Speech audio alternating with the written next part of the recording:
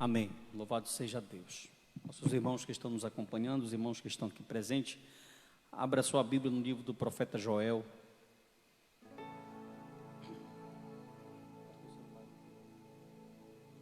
Livro do profeta Joel.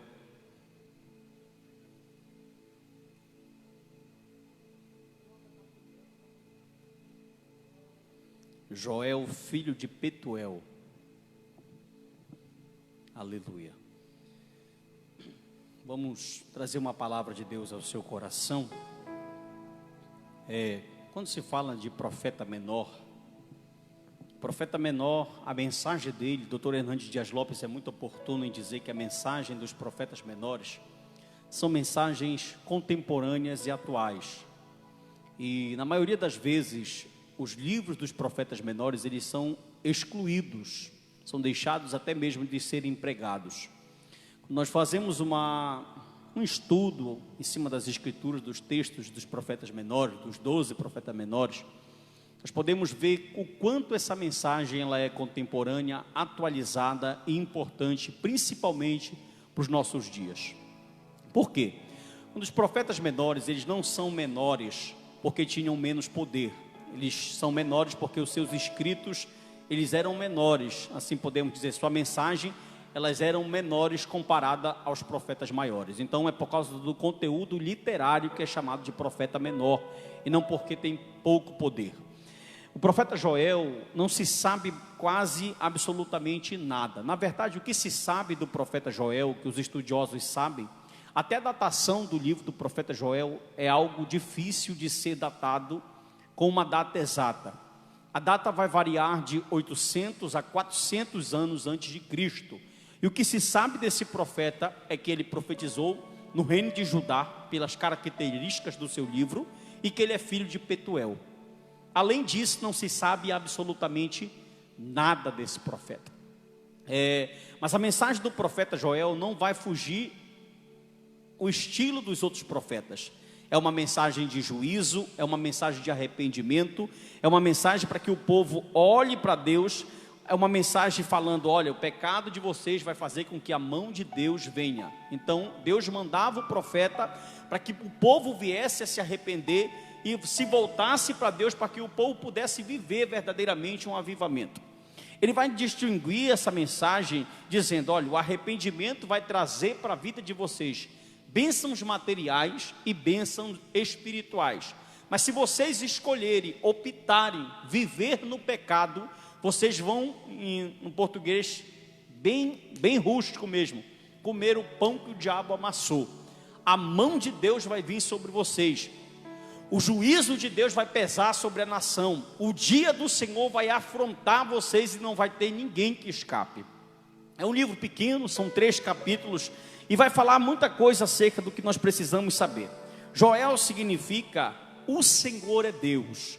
Na cultura hebraica, o nome, ele vai trazer um significado muito forte. O nome do profeta já é uma mensagem, sendo uma mensagem para o ministério do profeta. Num tempo que o politeísmo é muito grande, onde existem vários deuses, com D minúsculo, porque deuses com D minúsculo, deuses do politeísmo, são invenção da mente humana. E num contexto de vários deuses, ele já vem com uma nomenclatura dizendo, olha, o Senhor ou Iavé é Deus. Ou seja, mostrando que o Deus que governa tudo, a economia, a agricultura, o culto, a vida das pessoas, a religião, o cenário político, o cenário nacional, é o Deus Iavé. E Joel vai se apresentar em meio a tudo isso, e no momento que o profeta Joel se apresenta, o cenário nacional ele passa por um período de reconstrução. Como assim? Judá está passando por um período de reconstrução. Houve duas reformas de 2 reis. Nesse momento também não há no cenário internacional nenhum outro império mundial está em ascensão. Então, algumas coisas o povo de Judá passou por 2 reformas religiosas, mas ficaram alguns vestícios. E a santidade após essas reformas não foram santidades que ficaram na vida do povo como santidade que a Bíblia manda que os crentes vivessem. Mas foi uma santidade mascarada, no tempo de máscara, Foi numa santidade mascarada que ficou. O povo parece que desaprendeu a viver a santidade que o Deus Santo pedia que o povo vivesse. e sempre que Deus tinha algo para falar para o povo, ele tinha um profeta para falar.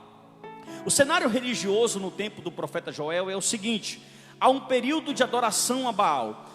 Esse período tinha terminado em 841 a.C., com a purificação pelo rei Jeú, e até Joiada, o rei Joiada, em 835 a.C. Porém, como eu disse, apesar de terem acontecido algumas reformas dentro do povo de Judá, Deus deixou para esse povo um maior exemplo. Em 722, o que aconteceu? O reino do norte caiu.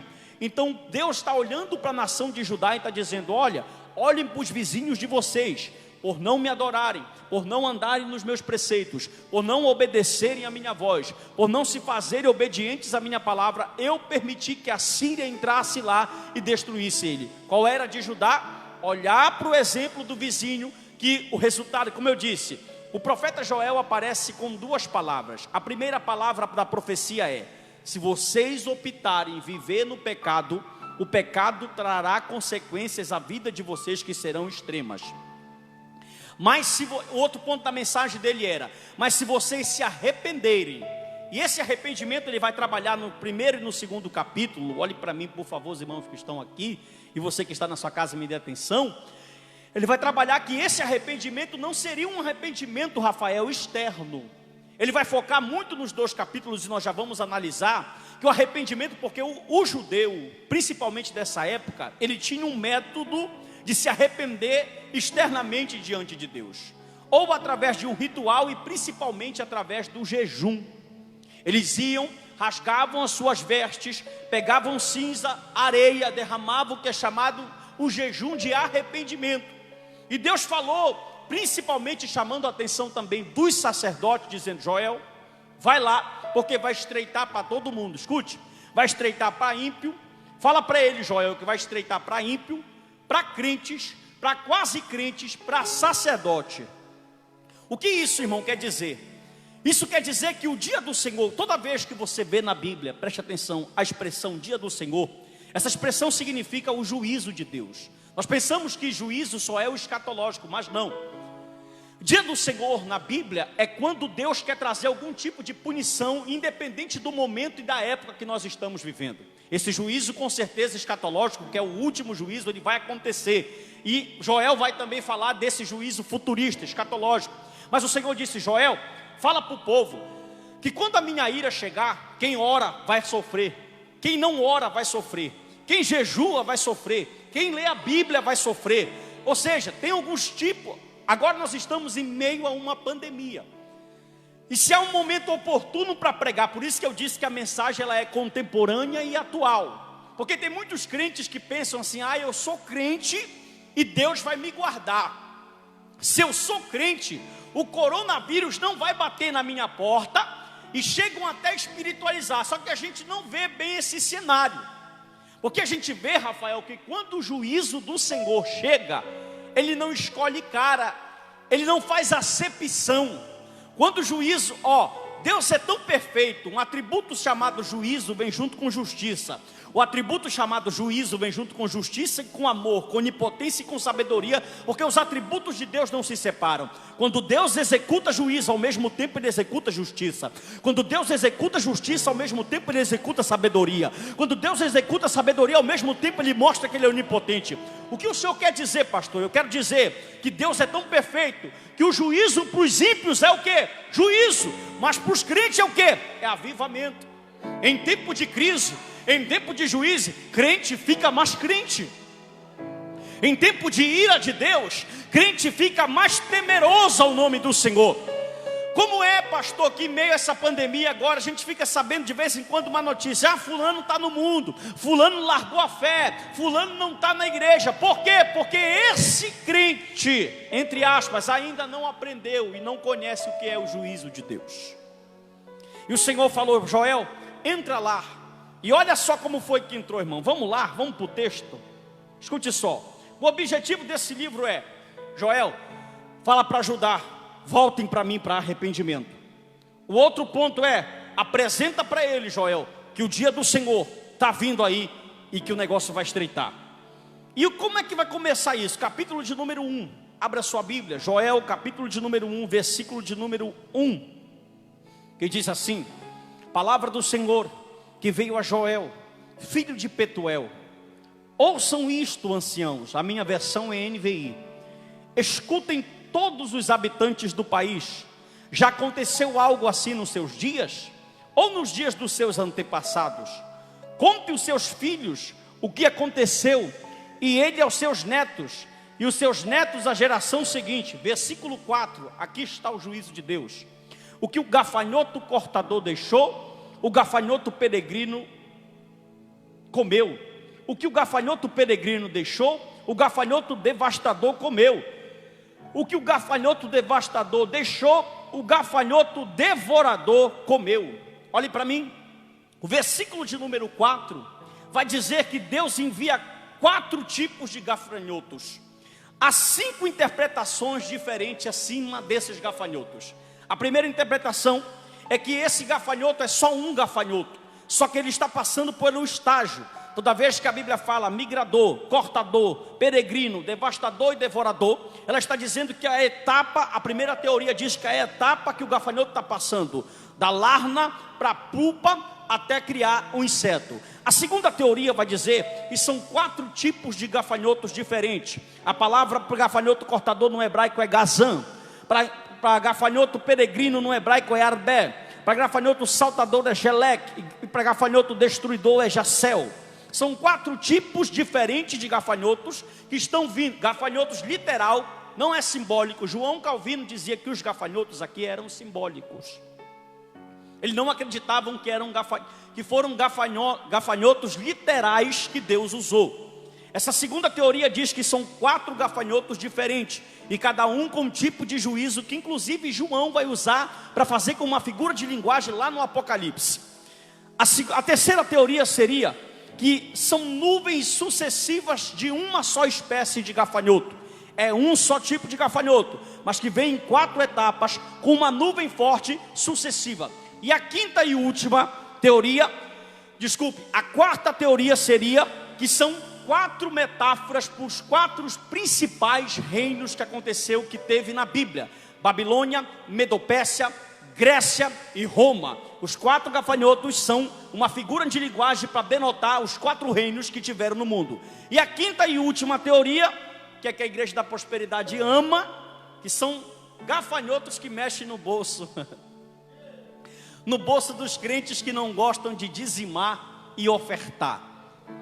Quando descobriram essa versão, aí eles conseguem colocar medo na cabeça dos crentes que não gostam de estudar a Bíblia. Olha, se tu não der o teu dízimo, o cortador vai entrar na tua casa. Olha, se tu não ofertar, o devorador vai te emprestar um cheque. Meu Deus, aí cria toda uma pressão psicológica. Essa quinta teoria, ela não é a teoria mais bem aceita. Para dentro do texto, eu fui pesquisar alguns estudiosos, ele diz que a teoria que mais se encaixa dentro do contexto são 4 gafanhotos diferentes, literais, que existiram e que vieram a mando de juízo de Deus. Preste atenção, aqui eu vejo a onipotência de Deus. Por que, Jeremias? Porque em toda a Bíblia, a gente vai olhar desde o Gênesis até em Malaquias, escute isso, e a gente vai observar, Rafael, que Deus vai fazer de diversas formas o juízo dele acontecer. Há momento que Deus vai falar assim, terra treme. Há momento que Deus vai falar, mar, faz alguma onda acontecer. Deus vai usar os fenômenos naturais, mas Deus vai mostrar que Ele governa tudo. E agora o profeta Joel vai dizer, olha, aqui não tem outros deuses. Joel significa o Senhor é Deus. Significa o que, irmãos? Os irmãos da internet, significa o que? O Senhor é Deus. Joel vai dizer assim, olha, o Deus que eu estou pregando e está dizendo para vocês voltarem ao arrependimento, Ele é tão poderoso que dessa vez a terra não vai tremer. Dessa vez os fenômenos naturais eles não vão acontecer. Dessa vez o que Ele vai usar são gafanhotos. Irmão, há pesquisas recentes de algumas vezes que alguns gafanhotos passaram. Gafanhoto é um bicho tão nojento, desculpa a expressão, que ele consegue comer e defecar ao mesmo tempo. Viu? Se você ler o capítulo 1, nós não temos, oxalá se a gente tivesse tempo de ler versículo por versículo desse livro, mas nós não temos tempo, viu? Estou só na introdução aqui, ainda nem entrei no texto praticamente. Mas preste atenção, Joel vai falar no capítulo 1 todinho, que esses gafanhotos, sabe o que fizeram? Destruíram a nação. Tipo assim, ó, Rafael, olha como é Deus. Pastor, por que gafanhoto? Até o culto dos judeus foi atrapalhado pelos gafanhotos. Por quê? Leia comigo, abra sua Bíblia, por favor. Capítulo de número 1, versículo de número 11. Por gentileza. Aleluia. Os irmãos que estão acordados, abram a Bíblia. Capítulo de número 1, versículo de número 11. Versículo de número 10. Ele diz assim, ó: os campos estão arruinados, a terra está seca, o trigo está destruído, o vinho acabou, o azeite está em falta. Verso 11: desespere-se, agricultores, chorem, produtores, fiquem aflitos pelo trigo e pela cevada, porque a colheita foi destruída, a vinha está seca, e a figueira, a romanceira, a palmeira, a macieira e todas as árvores do campo secou-se. Mais ainda o que? Olha como Deus é tremendo. Esse gafanhoto, Rafael, mexeu na economia, mexeu na compra e venda. Para ir para adoração no culto, trigo, cevada e algumas espécies de farinha tinha que dar. Os sacerdotes pararam de fazer culto porque não tinha nada. O juízo de Deus foi tão grande que ele disse: olha, eu vou mexer na vida espiritual, vou mexer na vida material, vou mexer no culto, ninguém vai congregar, porque eu quero um concerto começando de baixo para cima e de cima para baixo. Por isso que eu disse que a espada cortou para todo lado, porque tem crente que pensa que quando Deus vem com juízo, esse juízo de Deus é só para ímpio. Ele pensa que a cobertura dessa igreja imuniza ele de não passar por bronca. Mas Deus é tão perfeito, eu só falo se você dá um glória a Deus. Deus é tão perfeito que quando Ele trata com o pastor da congregação, Ele trata com o obreiro, Ele trata com a irmã que mais ora. Deus é tão perfeito que da mesma situação que Ele vai tratar com o ímpio, Ele também vai usar para tratar com o crente. Me prova, pastor, olha a pandemia aí.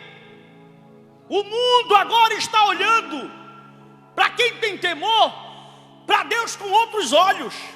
Alguns que blasfemavam não blasfemam mais. Eu vejo algumas pessoas falando assim: só estou esperando a pandemia acabar para procurar uma congregação para me servir a Deus. Por quê? Oh, aleluia! Porque entenderam que Deus é soberano, que Deus é o Senhor de todas as coisas. Tem alguns crentes que não gostavam de culto, que não gostavam de congregar, que agora vão dar mais valor à sua congregação, vão dar mais valor à escola bíblica. Por quê, pastor? Deus disse assim: olha, eu vou mandar um gafanhoto. O gafanhoto vai ser tão avassalador. E dos versos 1 ao verso 12 do capítulo 1, o profeta fala de juízo. Fala de quê, irmão? Dos versos 13 ao verso 20, o profeta chama o povo para o arrependimento. A primeira parte do capítulo 1, do verso 1 ao verso de número 12, o profeta está falando para o povo: olha, o negócio vai estreitar. Irmão, irmão, presta, só 4 tipos de gafanhoto. Deus mostrando, presta atenção, olhe para mim, isso aqui é tremendo demais. Rafael, olha isso. Lá no meio do capítulo 1, o profeta Joel Rubens abre a boca dele e fala assim: ó vocês, bebedores de vinho. Escuta isso, para os crentes cachaceiros. Ó vocês, bebedores de vinho. Porque o negócio estava estreito, irmã Alessandra. O país quebrado, não tem cultura, não tem nada. Acabou o cenário de tudo, está tudo destruído. O gafanhoto levou tudo, 4 espécies. E mesmo assim tinha uma galera lá metendo a cara no vinho. Só que o capítulo 1, versículo de número 20, a Bíblia diz assim, o profeta Joel abriu a boca em profecia e disse: Senhor, até os animais do campo clamam a ti, pelos canais de água que secaram. Presta atenção. Olha como é o ser humano. Até os animais irracionais estão clamando. E os crentes racional estão vendo pegar fogo o circo. E estão fazendo o quê? Metendo a cara no vinho. Tem gente que em meio a tudo isso, eu falo isso com tristeza, ainda não aprendeu que existe um Deus soberano, que Ele precisa se render diante dele. O mundo está desabando, pessoas estão morrendo, mas Ele continua vivendo do mesmo jeito. O negócio é tão sério, irmão, que os animais começaram a clamar. Está aqui no texto: Senhor, até os animais do campo clamam a Ti. Será que estreitou? Até a água não tinha. Sem água não tem vida. E o profeta entrou e disse assim: olha, versículo de número 10, 11 e 12 que nós lemos, mostra que os gafanhotos acabaram com tudo. Versículo 9, olha aí, lê comigo. As ofertas de cereal, as ofertas derramadas, foram eliminadas do templo Os sacerdotes que ministravam diante do Senhor estão de luto. Por quê? Porque sem cereal, sem oferta derramada, não tem culto. Deus parou até o culto. Não tinha como me oferecer oferta de cereal, oferta derramada, porque o gafanhoto levou tudo. Os pastores, Deus falou para os profetas Joel: olha, fala para os pastores que só tem um jeito. Diz para eles pregarem arrependimento. Aleluia. Diz para eles pregarem arrependimento. Fala para eles fazerem um jejum. Mas eu não, olha, irmão, esse livro é lindo. Mas fala para eles, Joel, que eu não quero jejum da boca para fora. Eu não quero choro. Eu não quero glória a Deus da boca para fora, Joel. Eu quero algo do coração, algo que mude. Eu quero metanoia, Joel. Por quê? Porque aí ele vai dizer, irmão, isso é lindo demais. Ele vai usar a boca do profeta e vai dizer que a salvação, ela é pela graça. No 1, 13 e 14, ele vai chamar o povo para arrependimento. Bora ler. Capítulo 1, verso 13 e verso 14. Ponham as vestes de luto, ó sacerdotes, e planteiem, chorem alto, vocês que ministram perante o altar. Venham, passe a noite vestido de luto, vocês que ministram perante o meu Deus, pois as ofertas de cereal, as ofertas derramadas, foram suprimidas no templo do seu Deus. Estão dizendo, o profeta abriu a boca e falou assim: olha, sacerdote, não tem culto. Versículo de número 14. Vocês querem que isso mude? Ele começou: decrete um jejum santo, convoque uma assembleia sagrada, reúna as autoridades, todos os habitantes do país no templo do Senhor, seu Deus, e clamem. Olhe para mim aqui, pastor, o que nos resta? Clamar. Ligou a televisão, morreu 40, clame. Morreu meu parente, clame. Fulano morreu, clame. Pastor fulano de tal morreu, clame. O que nos resta fazer é clamar. Porque o profeta Joel vai dizer que o Deus que está proclamando o arrependimento é um Deus misericordioso e longânimo. Aí ele vai entrar com uma promessa de restituição. Capítulo de número 2, versículo de número 12, por favor. Ele vai chamar de novo. Capítulo 1 ainda, versículo de número 15, ele vai falar do juízo. Olha o que ele diz, irmão, capítulo 1, verso 15. Aquele dia, se um dia do Senhor está próximo, como destruição poderosa da parte do Todo-Poderoso, Ele virá. Aleluia. Irmão, isso que está acontecendo é só o comecinho. Se já está estreito assim, o capítulo 2 todinho, falando do dia do Senhor, quando chega no verso 12, agora sim, leia comigo. Ele prega mais uma vez a segunda chamada, o segundo chamado ao arrependimento. E ele vai dizer assim, ó, verso 12: agora porém, declara o Senhor,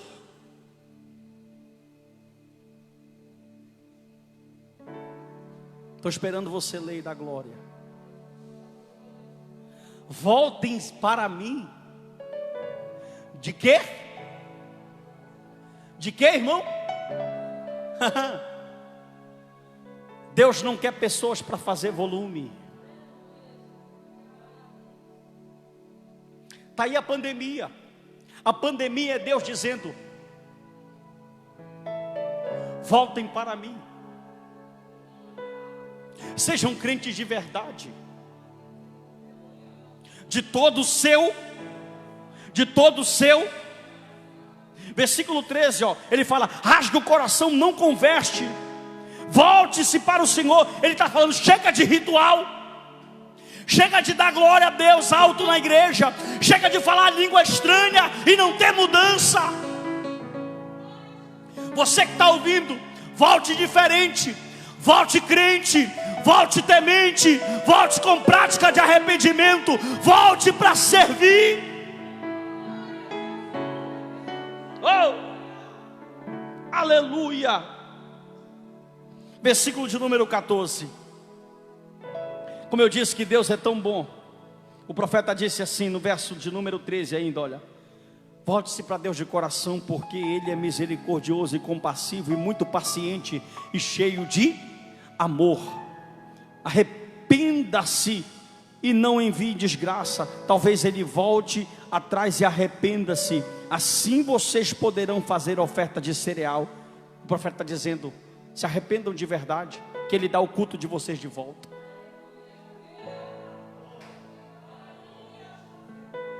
Oh glória! Oh irmão, isso é maravilhoso demais. Versículo de número 20, capítulo de número 2, versículo de número 13. Eu falo sobre o coração.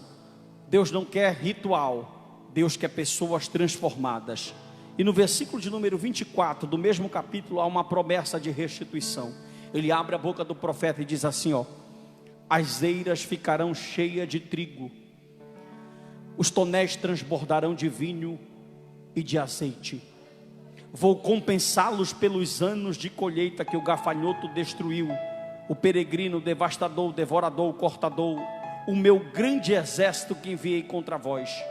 Isso aqui quebra a doutrina da prosperidade que diz que esses gafanhotos são demônio. O final do versículo de número 25, o próprio Deus diz que foi Ele que mandou os gafanhotos e que os gafanhotos são o exército dele. Eu já vi crente abrindo a boca e dizendo que quem mandou o coronavírus foi o diabo. Esse não acredita na onipotência e na onisciência de um Deus poderoso. Versículo de número 28. A linda profecia que Pedro citou em Atos 2. O profeta Joel disse assim, ó: para quem se arrepende, Deus não enche só celeiro. Olhe para mim, para quem se arrepende, Deus não dá só bênção material. Para quem se arrepende, Deus não dá só uma boa casa, uma boa estadia, um bom emprego, uma boa faculdade, uma boa esposa, um bom esposo. Para quem se arrepende, verso 28, ele disse assim, ó: e derramarei o meu espírito sobre toda a carne. Pastor, por que o Senhor conclama arrependimento? Porque para quem se arrepende tem bênção material e espiritual. Deus está dizendo para o profeta Joel: vai lá e fala para eles que eu não tenho só um pedaço de terra para eles cultivarem, eu tenho o meu espírito para eles sentirem e derramarem o que é a porção da minha graça. Aleluia. Oh Espírito de Deus. Versículo de número 32, capítulo 2, ele diz assim, ó: e todo aquele que invocar o nome do Senhor, quebrando todo tipo de ritual que o homem possa pensar que ele possa fazer, que possa levar ele a Deus. Ele está dizendo: Joel, diz para ele que eles não se salvam, quem salva eles sou eu. Porque o homem estava acostumado a fazer ritual, pensando que o ritual de sacrifício, de levar o sangue, de se cortar, de se autoflagelar, faria com que Deus aplacasse a sua ira ou se agradasse dele. Ele está dizendo: não, todo aquele que invocar o nome do Senhor, oh glória, ele será salvo. Capítulo 3, versículo 2, estamos terminando. Reunirei todos os povos, olha isso aqui, irmão, e os farei descer ao vale de Josafá, ali os julgarei. Sabe o que é isso aqui? A guerra do Amargedon. Todos estarão reunidos no vale de Meguido, onde a mãe de todas as guerras acontecerá. Versículo de número 12 do mesmo capítulo: despertem nações, avancem para o vale de Josafá, pois ali me assentarei para julgar todas as nações vizinhas. Lance a foice para a colheita, ela está madura. Venham, pise com força as uvas, pois o lagar está cheio e os tornéis transbordam. Versículo 16: o Senhor rugirá de Sião, e Jerusalém levantará sua voz, a terra e o céu tremerão.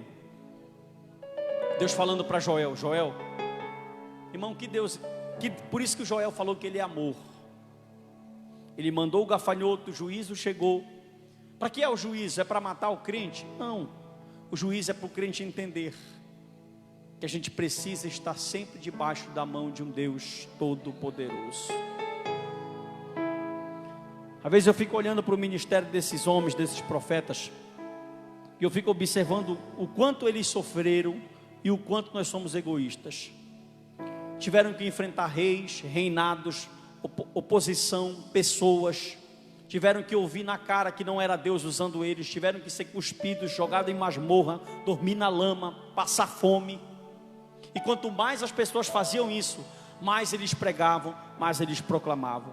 Porque tinham convicção que o chamado era do céu, não era do homem. Que o chamado era divino, não era humano.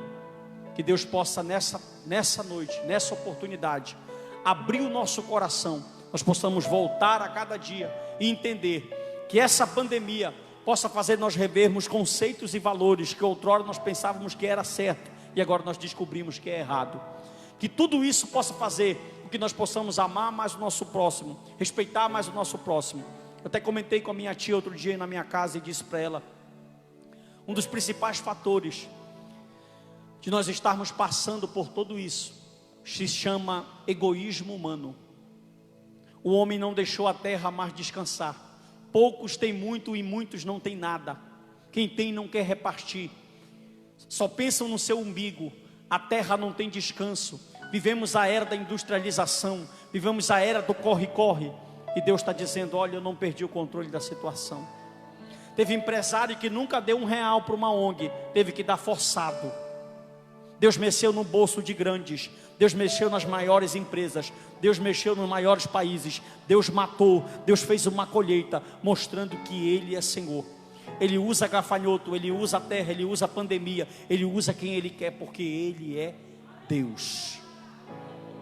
E eu termino dizendo algo do livro do profeta Jeremias, que eu estou lendo ainda essa semana, que eu li ainda essa semana.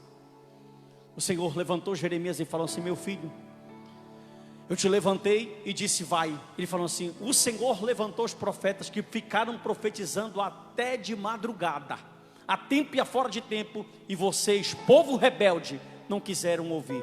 Agora, estando na situação de juízo, o homem lembra: eu vou clamar a Deus. Quantas pessoas, irmão, tiveram que virar crente forçado?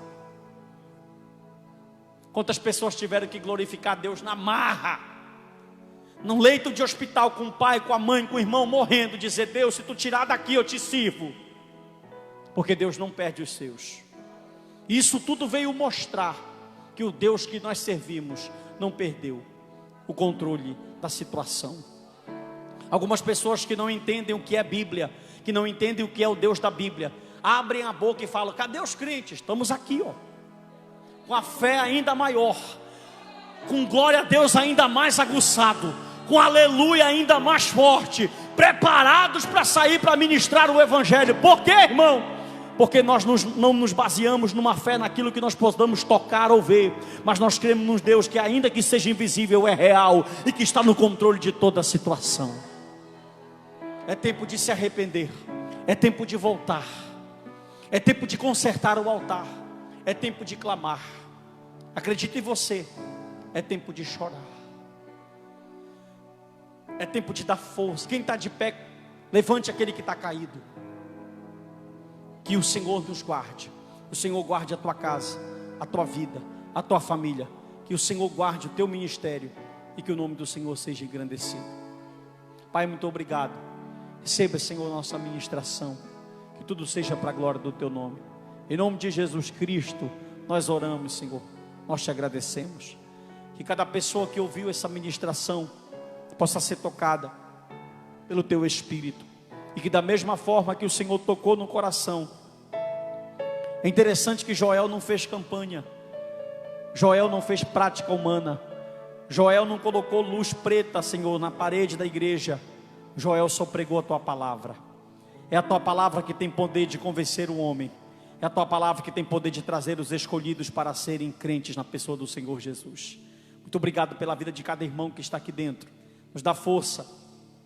Quinta-feira, Senhor, um novo culto, uma nova mensagem, um novo momento, e que o teu nome seja glorificado. Muito obrigado, Senhor. Que hajam testemunhos, Senhor, dessa palavra. Em nome de Jesus nós oramos, nós te agradecemos. Amém, amém e amém. Bata uma palma para o Rei Jesus aí.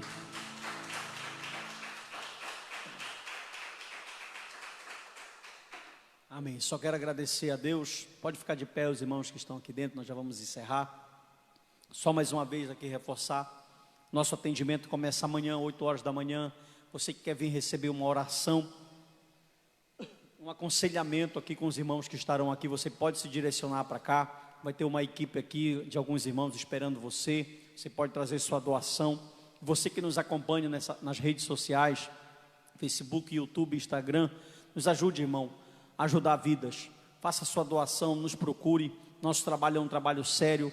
Nós estamos aqui pregando cruz, pregando arrependimento. Que Deus te abençoe e te guarde, em nome de Jesus. A paz do Senhor a todos, boa noite. Está encerrado o nosso culto, e a graça do Senhor Jesus Cristo, o amor de Deus nosso Pai, a comunhão e a consolação do Espírito Santo seja com todo Israel, com toda a igreja, que a igreja do Senhor possa dizer amém. Está encerrado. Deus abençoe a todos, a paz do Senhor.